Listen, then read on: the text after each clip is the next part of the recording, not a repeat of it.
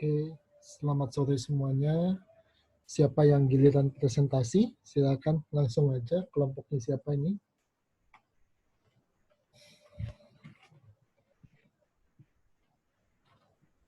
Halo, siapa yang giliran presentasi? Langsung aja. Kelompoknya siapa ini? Nggak usah di-chat, ngomong aja. Kelompok 1, Pak. Kok kelompok 1 sama 2? Kok ada 2 kelompok? Ini gimana? Cuma satu kelompok?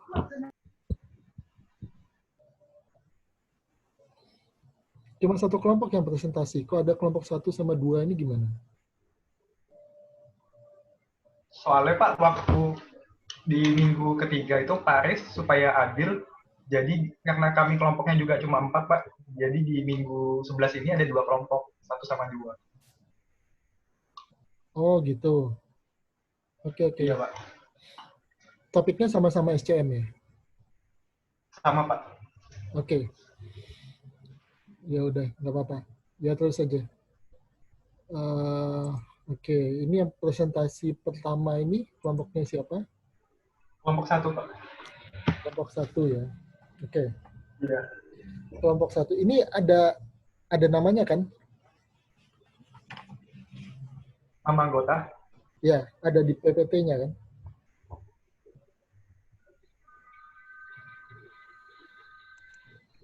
Nggak ada, Nggak Pak. ada. Oke, saya catat aja. Kelompok 1 ini kelompoknya siapa? Patricia Cindy ya. Betul, Iya. Pak. Oke, ya udah mulai aja. Patricia Cindy dan teman-teman.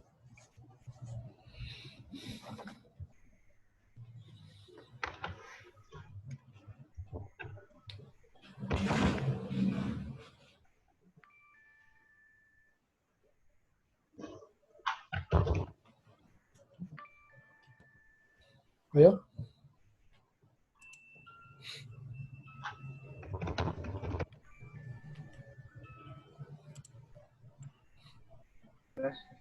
Ya, selamat pagi Pak Freddy dan teman-teman. Sore hari ini kelompok kami akan mempresentasikan tentang supply chain management. Next. Ya, jadi di sini saya akan menjelaskan tentang apa sih yang dimaksud dengan supply chain management atau yang biasa disebut dengan manajemen rantai pasokan.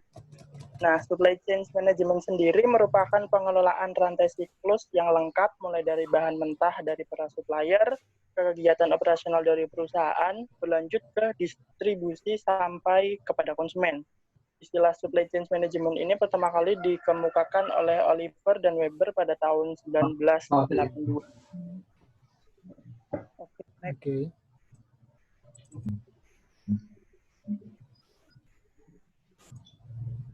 Halo, next. Ya, terus.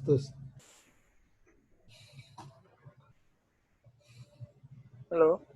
Ya. Oke, kemudian di slide ini dijelaskan tentang alur supply chain. Yang pertama yaitu adalah pengembangan produk.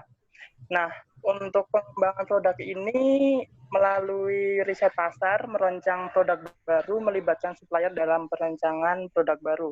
Yang kedua ada pengadaan. Pengadaan ini cakupannya memilih supplier, mengevaluasi kinerja supplier, melakukan pembelian bahan baku dan komponen, memonitor supply risk, membina dan memelihara hubungan dengan supplier, dan masih banyak lagi. Kemudian yang ketiga ini ada perencanaan dan pengendalian. Cakupan kegiatannya adalah demand planning, peramalan permintaan, perencanaan kapasitas, dan perencanaan produksi, serta persediaan.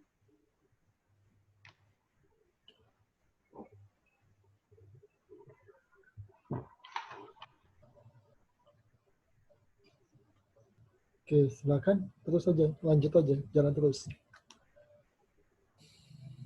Oh, iya. Oh, ini masih aku ya ampun. Oke, selanjutnya ada alur supply chain yang keempat, yaitu produksi. Produksi ini merancang dari bahan mentah hingga produk jadi, kemudian untuk yang terakhir adalah bagian pengiriman atau distribusi. Dalam hal ini, cakupan perusahaan antara lain perencanaan jaringan distribusi, menjadwalkan pengiriman, mencari dan memelihara hubungan dengan perusahaan jasa pengiriman.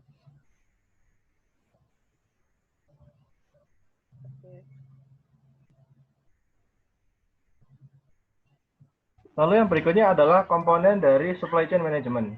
Yang pertama ada upstream supply chain. Itu berkaitan dengan hubungan antara perusahaan dengan vendor atau pihak lain yang membantu perusahaan dalam mentransfer produk kepada konsumen akhir.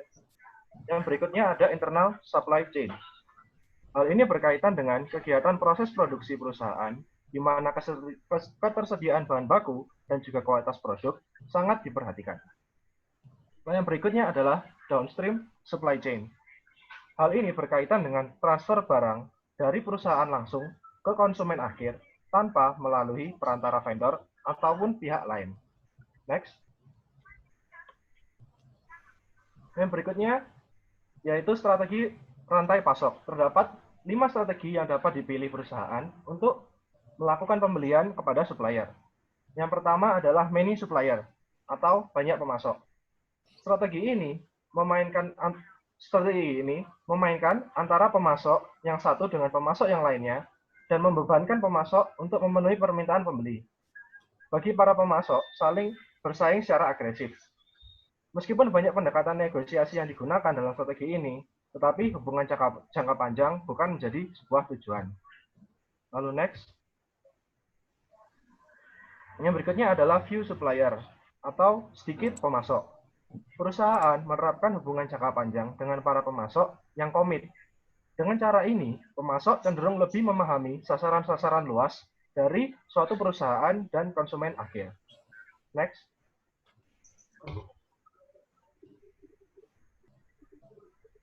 Kemudian strategi ketiga SCM yaitu vertical integration, terbagi jadi 2. Yang pertama, backward. Backward ini berarti penguasaan kepada sumber daya. Contohnya, perusahaan mobil mengakuisisi perusahaan baja. Kemudian yang kedua yaitu forward. Berarti penguasaan kepada konsumen. Misalnya, perusahaan itu mengakuisisi retail dari retail penjualan produknya, sehingga dia bisa langsung membuka retailnya sendiri tanpa melalui distributor. Bisa di next.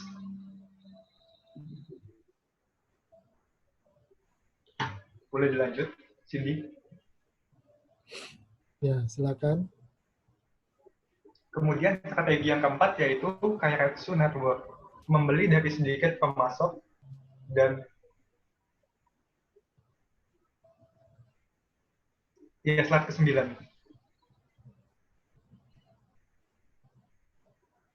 Kairetsu Network membeli dari sedikit pemasok dan integrasi vertikal dengan cara misalnya mendukung secara finansial pemasok melalui kepemilikan atau pinjaman, sehingga pemasok kemudian menjadi bagian dari koalisi perusahaan yang dikenal dengan Kairetsu.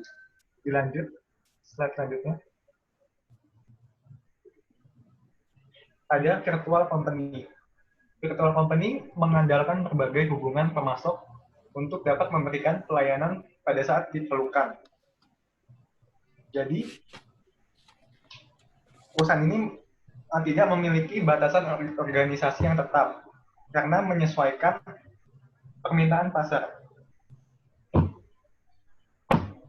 Dilanjut.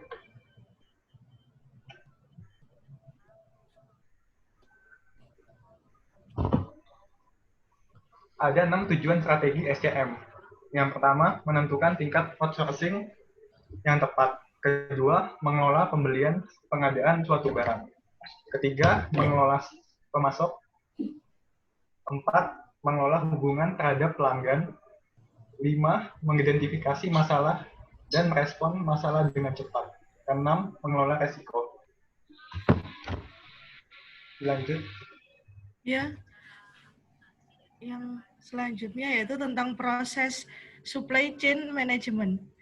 Yang pertama ini dari gambar yang di slide tersebut ini yaitu menunjukkan bahwa supply chain management itu berkoordinasi dari arus material, informasi, dan arus keuangan. Nah, di sini di arus material tersebut ini melibatkan arus produk fisik dari pemasok sampai konsumen melalui rantai, sama baiknya dengan arus balik dari retur, produk, layanan, daur ulang, dan pembuangan. Lalu yang kedua yaitu arus informasi. Arus informasi itu meliputi dari ramalan permintaan, transisi pemesanan, dan laporan status pemesanan. Yang terakhir yaitu arus keuangan meliputi informasi kartu kredit, syarat-syarat kredit, jadwal pembayaran, penetapan kepemilikan, dan pengiriman. Nah, di sini ini ada pelaku utama dari SCM tersebut, yaitu yang pertama yaitu supplier. Supplier ini untuk memberikan bahan mentah kepada pembelian barang mentah yang akan diproses menjadi barang siap jual. Lalu yang kedua yaitu manufakturer, yaitu untuk membuat produk. Yang ketiga yaitu distributor untuk mendistribusikan produk.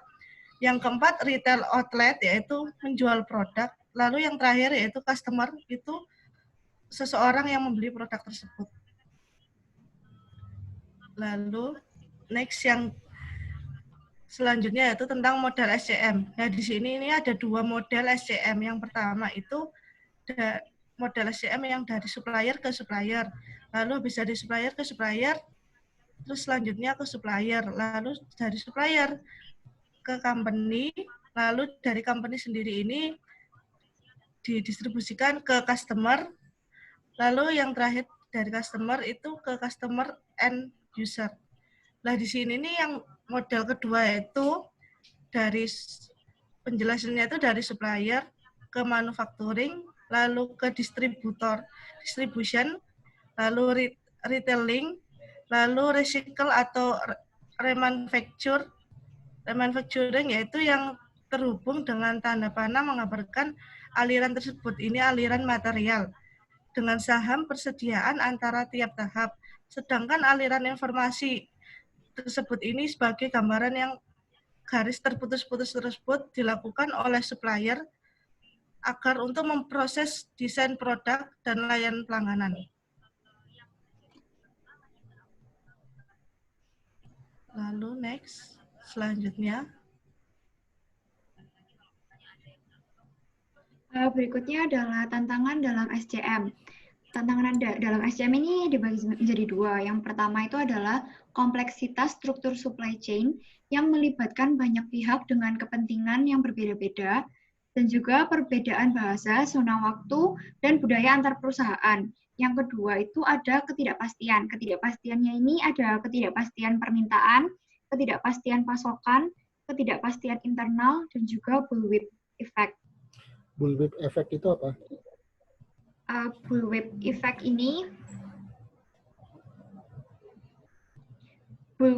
itu adalah gangguan yang terjadi pada supply chain yang bisa membuat permintaan itu menjadi tidak akurat, jadi nggak stabil gitu permintaannya. Oke, ya saya tambahkan ya. Jadi supply chain itu kan mulai dari customer ke toko, kalau yang konvensional ya, toko ke agen, agen ke distributor, distributor ke pabrik, pabrik ke supplier. Contoh, customer memesan barang 10 ke toko gitu ya. Oleh toko, dia akan pesan ke agen. Toko berpikir, wah ini 10 mungkin kurang, saya tambahin 2, jadi 12. Ya. Toko pesan 12 ke agen. Kemudian, 12 itu bisa bertambah lagi di distributor. Dari agen ke distributor. Naik lagi ke pabrik, bisa nambah lagi dan sebagainya. Karena misalnya mereka ingin mengamankan stok. Tapi pada akhirnya di level terakhir, di level pabriknya misalnya, akan terjadi misalnya kenaikan produksi yang jauh atau tidak sesuai dengan demand atau permintaan realnya. Karena tiap lapisan dari supply chain itu melakukan penambahan inventory yang tidak sesuai dengan kenyataan real di lapangan. Nah, itu kira-kira bullwhip effect. Oke, silakan lanjut. Berikutnya adalah solusi dari permasalahan SCM. Itu yang pertama ada inventory. Inventory sendiri ini dibagi menjadi 3 macam. Yang pertama ada cycle inventory, yaitu jumlah rata-rata dari inventory yang digunakan untuk memenuhi permintaan dalam suatu waktu. Yang kedua ada safety inventory, yaitu inventory yang dibuat untuk berjaga-jaga terhadap perkiraan akan kelebihan permintaan. Yang ketiga ada seasonal inventory, yaitu inventory yang dibuat untuk mengatasi keragaman yang dapat diprediksi dalam permintaan. Selanjutnya ada transportation. Jadi dalam memindahkan inventory itu ada beberapa pertimbangan yang dilakukan oleh perusahaan. Itu dibagi menjadi 3 macam. Yang pertama ada modes of transportation. Itu cara sebuah produk dipindahkan dari satu lokasi dalam jaringan supply chain ke tempat lainnya. Jadi contohnya dari modes of transport ini bisa menggunakan pesawat udara, truk, kereta, dan kapal laut. Terus ada route and network selection. Route ini jalur jalan di mana sebuah produk dikirimkan, dan network adalah sebuah kumpulan lokasi dan rute kemana produk dapat dikirimkan. Lalu berikutnya ada in-house or outsource. Ini maksudnya tuh kalau misalnya secara tradisional, banyak fungsi transportasi dilakukan oleh perusahaan sendiri. Namun pada saat ini itu banyak yang telah dilimpahkan ke perusahaan lain atau outsource. Berikutnya ada fasilitas. Fasilitas ini itu adalah tempat-tempat dalam jaringan supply chain di mana inventory disimpan, dirakit, atau diproduksi. Dibagi menjadi 4 macam. Yang pertama ada location. Penentuan lokasi secara ekonomis dan strategis akan mendukung SCM lebih responsif dalam permintaan konsumen. Yang kedua ada capacity. Sejumlah besar kapasitas akan menentukan tingkat responsif perusahaan. Lalu berikutnya ada operation methodology. Bagaimana metode perusahaan dalam memproduksi barang, dan warehouse metodologi ini ada 3 macam, stock keeping unit storage, job lot storage, dan cross-docking.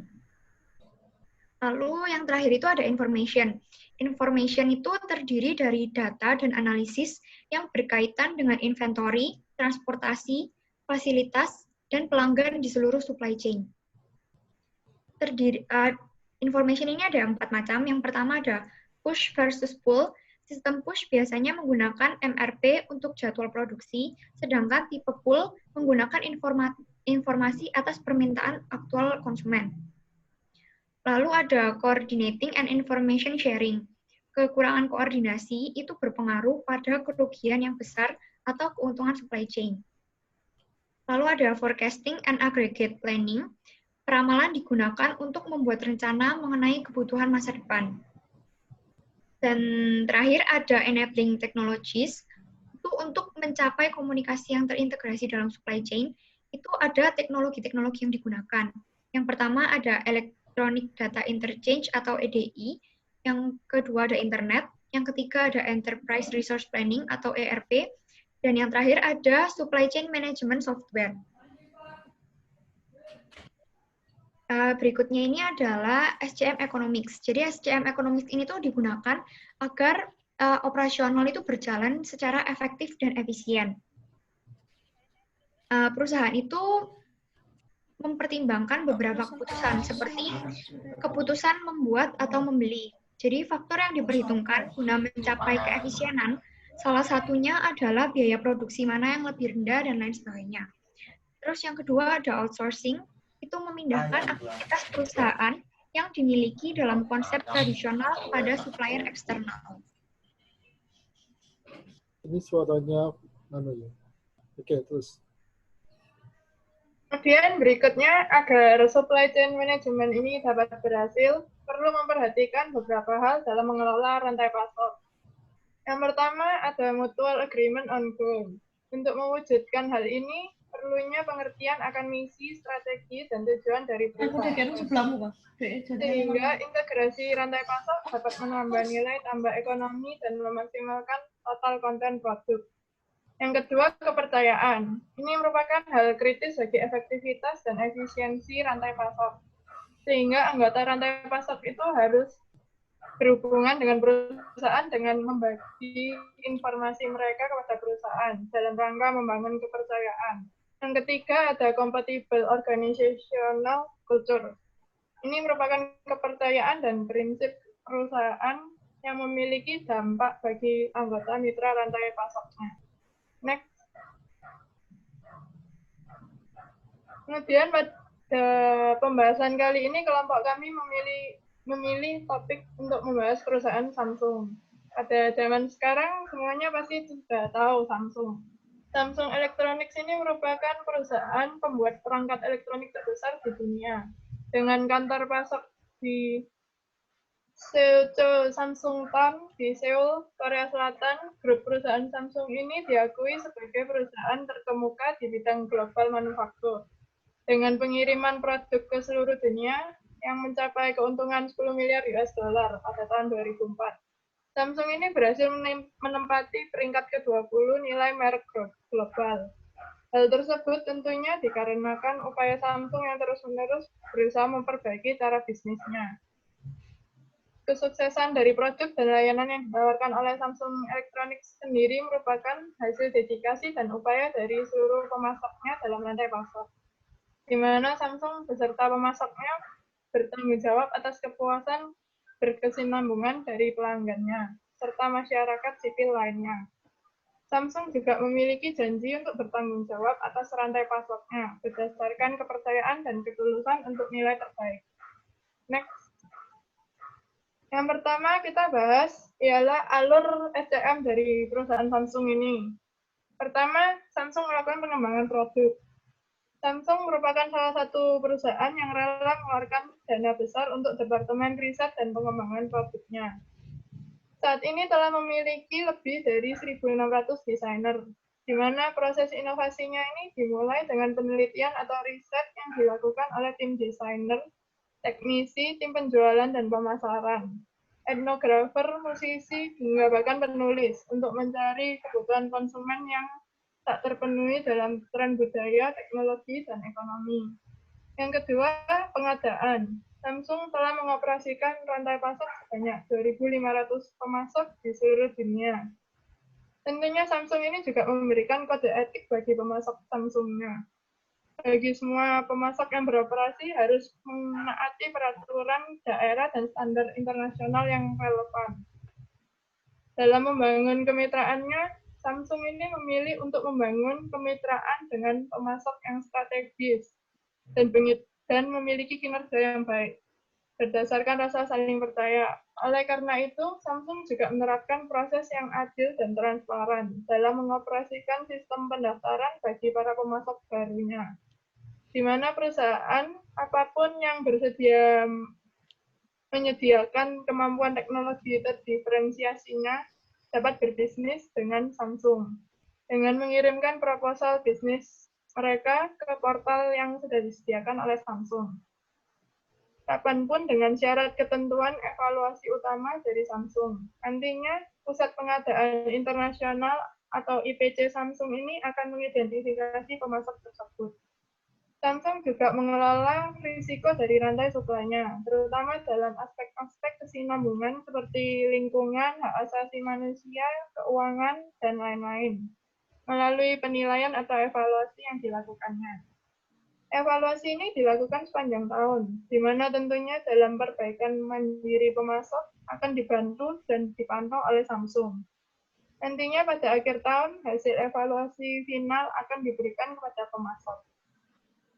Samsung juga selalu melakukan pemeliharaan hubungan dengan suppliernya, dengan selalu mendukung membangun keunggulan dan pertumbuhan timbal balik, dengan menyiapkan beragam program untuk mendukung pendanaan, pendidikan, dan inovasi yang membantu pemasok untuk dapat kompetitif secara global.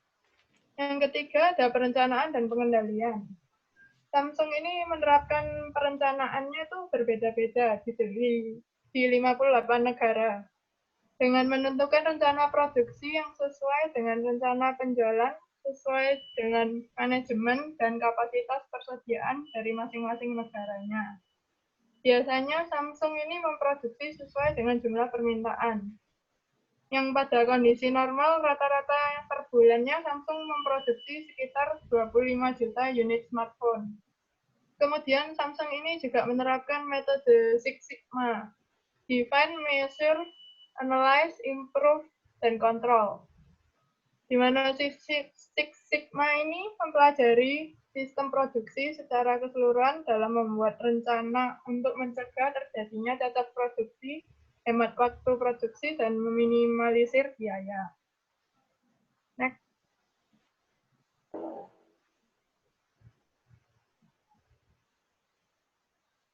Oke, selesai. Oke, Terus? yang keempat, ya. Oke, yang keempat ada operasi produksi ya. Untuk eksekusi produksinya pasti banyak dari teman-teman sekalian yang terutama yang HP-nya Samsung ya menemukan ada tulisan kecil bahwa di handphone Samsung itu ada made in China. Padahal kita tahu bahwa Samsung itu buatan Korea. Tapi hal tersebut merupakan hal yang wajar ya teman-teman. Karena Samsung sendiri sudah membangun pabrik di berbagai negara. Kualitas yang diberikan juga tetap terjamin karena pabrik tersebut tugasnya hanya merakit komponen yang ada sesuai dengan standar-standar tertentu yang wajib dipatuhi oleh perusahaan perakit.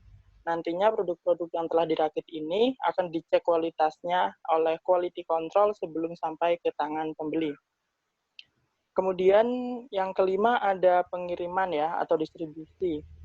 Jaringan distribusi yang digunakan oleh Samsung Electronics lebih condong ke arah model distribution storage with carrier delivery atau yang biasa disebut dengan distribusi produk bersifat top to down, di mana produsen atau manufaktur telah menunjuk keagenan pada distributor tertentu untuk memasarkan produknya ke daerah atau negara-negara tertentu.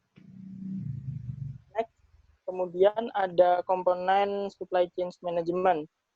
Supply chain management dari perusahaan Samsung Electronics ini telah terasimilasi menjadi prosedur rantai pasok. Bagian hilir dan bagian hulu dari rantai pasok telah saling terkait ketika entitas yang terpisah mendapatkan aliran data emitmen dari waktu ke waktu. Next. Kemudian untuk strategi rantai pasok, Samsung dalam memproduksi produknya menerapkan strategi integrasi vertikal. Samsung telah melakukan outsource ke external supplier dan fokus pada kegiatan manufaktur mandiri, di mana Samsung berpikir bahwa dengan menguasai manufaktur yang mandiri, perusahaan akan dapat menghasilkan produk yang lebih maju serta dapat menekan biaya serendah mungkin.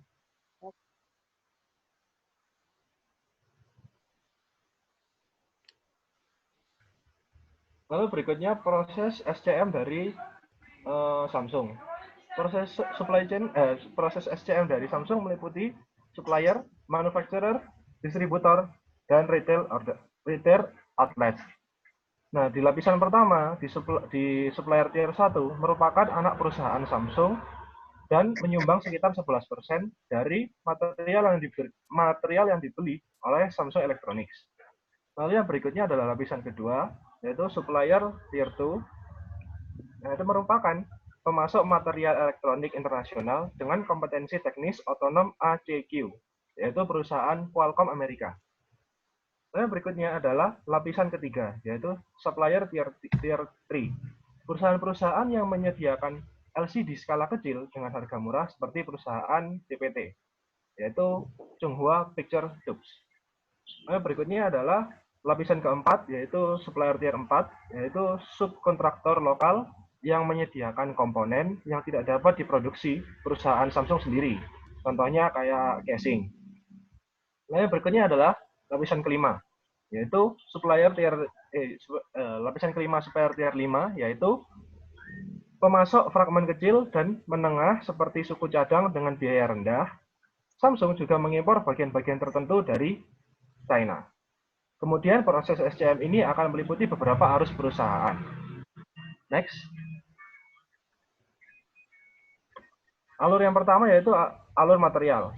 Samsung Electronics ini memberikan prioritas utama pada lingkungan, mulai dari awal perencanaan produk dimulai hingga pembangunan akhir produk. Proses dimulainya sejak desain produk hingga logistik, distribusi, dan pengembalian. Hal ini seperti menggunakan sumber daya seminimal mungkin dalam produksi, menghilangkan kemasan yang tidak diperlukan, mendistribusikan secara efisien, dan terakhir akan didaur ulang kembali produk-produk yang diretur maupun material atau produk yang telah berakhir masa pakainya. Nah, produk-produk retail yang telah habis masa pakainya ini akan dibawa kembali oleh Samsung Electronics ke Asar Recycling Center atau pusat daur ulang yang didirikan oleh perusahaan Samsung, di mana nantinya logam utama dan plastik yang berasal dari daur ulang ini akan digunakan kembali untuk pembuatan perangkat elektronik baru. Oke, next. Berikutnya alur informasi. Untuk ramalan permintaan tiap manufakturer Samsung, di berbagai negara tentunya berbeda-beda karena potensial market yang berbeda-beda pula. Tentunya Samsung sendiri akan memproduksi produknya sesuai dengan permintaan dari masyarakat, sehingga untuk pemasok dan produksinya, departemen pembeli dari manufakturer yang akan memesan sesuai dengan jumlah ramalan permintaan. Nantinya, jika jumlah pesanan dari retail bertambah, departemen pembelian dari dealer atau distributor akan memesan kepada manufakturer dan diteruskan kepada pemasok apabila habis. Next. Kemudian ada tantangan SCM. Tantangan yang pertama yaitu selain memiliki dampak positif, ternyata memiliki banyak pemasok itu juga ternyata juga memberikan sebuah tantangan. Misalnya, karena di setiap negara itu tentunya memiliki peraturan yang berbeda-beda, kondisi ekonomi yang berbeda, dan tingkat keamanan. Produk yang harus dibuat juga harus menyesuaikan dengan segmen di negara tersebut. Kemudian, tantangan yang kedua yaitu pada saat ini ada ketidakpastian dari permintaan, seperti misalnya pada pandemi corona ini, di mana Samsung memprediksi permintaan dan penjualan smartphone-nya akan tertekan selama beberapa bulan. Jika dilihat pada kuartal kedua, yaitu pada bulan April ini, yang biasanya Samsung itu memproduksi smartphone sebanyak 25 juta, sekarang ini hanya memproduksi sekitar 10 juta. Hal ini mungkin bisa disebabkan oleh sisa barang yang belum laku dan untuk mencegah kerugian jika terlalu banyak memproduksi. Bisa dilanjut ke slide selanjutnya. Oke, ya silakan lanjut aja. Tapi gini, kalau nanti itu timernya habis, kan tinggal 5 menit. Ini jalan aja sampai habis, nanti kalian join ulang lagi, bikin sesi baru ya.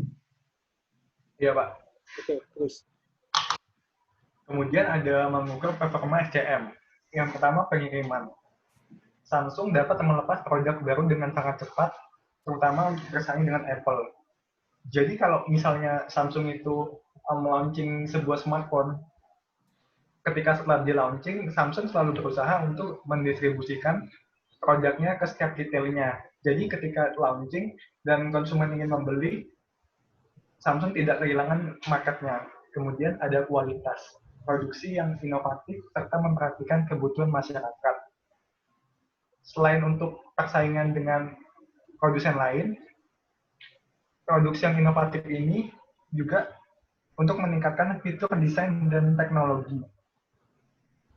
Selain itu, Samsung juga mendengarkan saran dari customer-nya dalam desain produknya. Kemudian ada fleksibilitas. Samsung masuk dalam seluruh kategori elektronik. Mungkin berbeda dengan rivalnya itu Apple. Apple kan biasanya produknya itu untuk mid, untuk kalangan menengah ke atas. Kalau di Samsung ini kan produknya banyak berbagai jenis, dari yang menengah ke bawah hingga menengah ke atas. Sehingga dia dapat mendapatkan market yang lebih besar. Kemudian ada biaya. Samsung menetapkan biaya untuk produk yang ditawarkan sesuai dengan biaya dan tingkat kualitas dari masing-masing produknya. Karena produknya juga berbeda-beda, sehingga harganya juga tentunya akan berbeda. Dilanjut ke slide-nya. Dilanjut slide-nya. Kemudian ada solusi permasalahan dalam SCM. Yang pertama itu pada bagian inventory. Di bagian inventory ini ada cycle inventory. Kemudian ada 6 tahapan. Pengelolaan gudang simpanan, menyusun SOP yang efektif dan efisien, perawatan persediaan, dan melakukan stock of name. Stock of name ini sekitar 6 bulan sekali. Selain untuk pengendalian internal, juga untuk mencocokkan barang fisik dengan yang di sistem. Kemudian ada pengecekan persediaan secara berkala, penyimpanan persediaan yang teratur dalam pengelompokan. Dilanjut. Ya, lalu yang kedua yaitu tentang transportation. Transportation ini yaitu bertujuannya untuk mendistribusikan produk, instalasi, pengumpulan, penyimpanan, dan pembongkaran ke Central Distribution Center atau CDC. Lalu yang kedua yaitu transportasi truk load. Truk load yaitu digunakan untuk mengirim. Suara dari mana itu? Maaf Pak. Oke. Untuk mengirim dari transportasi truk load yaitu digunakan untuk mengirim barang dengan jumlah yang besar dan jarak tempuh yang panjang dengan kapasitas melebihi dari 17,5 sampai 20 ton. Sedangkan untuk less than truck load yaitu pengoperasiannya bergantung pada kapasitas yang diangkat dan jarak tempuhnya. Lalu next. Yang ketiga yaitu tentang fasilitas. Fasilitas ini yaitu pabrik-pabrik pabrik Samsung yang dibangun di Asia dan di Eropa ini. Pabrik yang di Asia ini bertujuan untuk memanfaatkan sumber daya yang murah dan mengejar pasar yang semakin meningkat, kemudian langkah tersebut membangun jaringan produksinya di Cina. Meskipun kini Samsung yang telah angkat kaki dari Cina. Lalu Samsung juga menjaga produksi smartphone-nya secara in-house dibandingkan menggunakan pihak ketiga. Lalu warehouse Samsung atau DJ Samsung merupakan ini stock coupling unit strong, di mana pada DC tersebut Samsung itu menyimpan semua barang yang sudah siap dijual, lalu belikan hingga sampai ke tangan konsumen. Lalu next. Lalu di sini yaitu ada informasi. Informasi di sini ini dibagi menjadi dua. Yang pertama yaitu Samsung menerapkan sistem pool, yaitu sistem pool di sini ini di mana ketika barang yang berada dalam PO di setiap kota kosong, maka akan langsung menghubungi pusat. Demikian pula ketika ada saran atau kritik